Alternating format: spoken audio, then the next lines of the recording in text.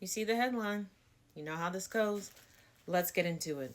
The Republican governor of Alabama, Kay Ivey, signed a gun control bill on Wednesday banning Glock switches and other devices that turn rifles and pistols into machine guns.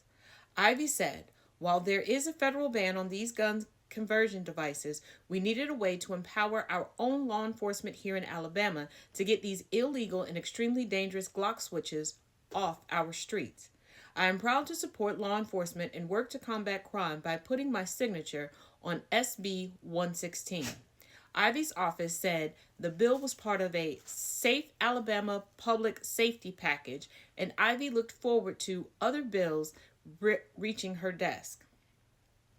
Everytown for Gun Safety, a group that campaigns for gun safety reform, defines Glock switches as a form of auto sear, devices that convert semi-automatic firearms, which are designed to fire one shot per trigger pull, into fully automatic machine guns, allowing a shooter to continue firing as long as the trigger is depressed and the gun has ammunition.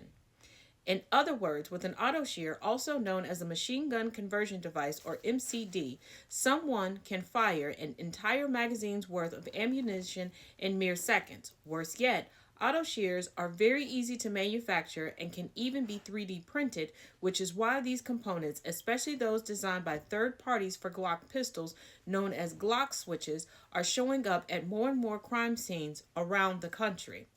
Everytown points out that Glock switches are not made by Glock, even if they are branded or referred to as such. Such devices have been banned federally since 1986 and were banned by 23 states before Alabama followed suit.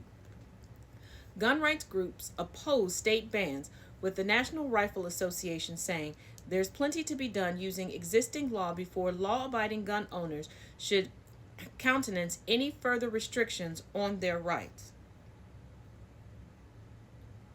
Gun Owners of America said the rise in new machine gun conversion devices is further proof that gun laws only apply to law-abiding citizens and do nothing to stop criminals. So riddle me this, Batman. Why have these been found on law-abiding citizens? You're only considered a law-abiding citizen until you're caught.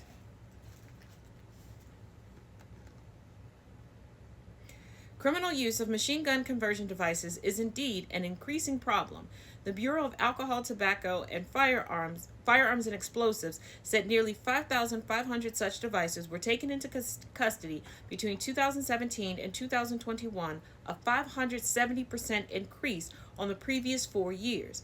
In 2022, the most recent year on record, Alabama saw 1,278 gun deaths at a rate of 25.2 per 100,000 people, the fourth highest rate in the country, according to the Centers for Disease Control and Prevention, the CDC. Everytown classes Alabama gun safety laws as weak, though it commends laws passed in 2015 to keep guns away from domestic abusers.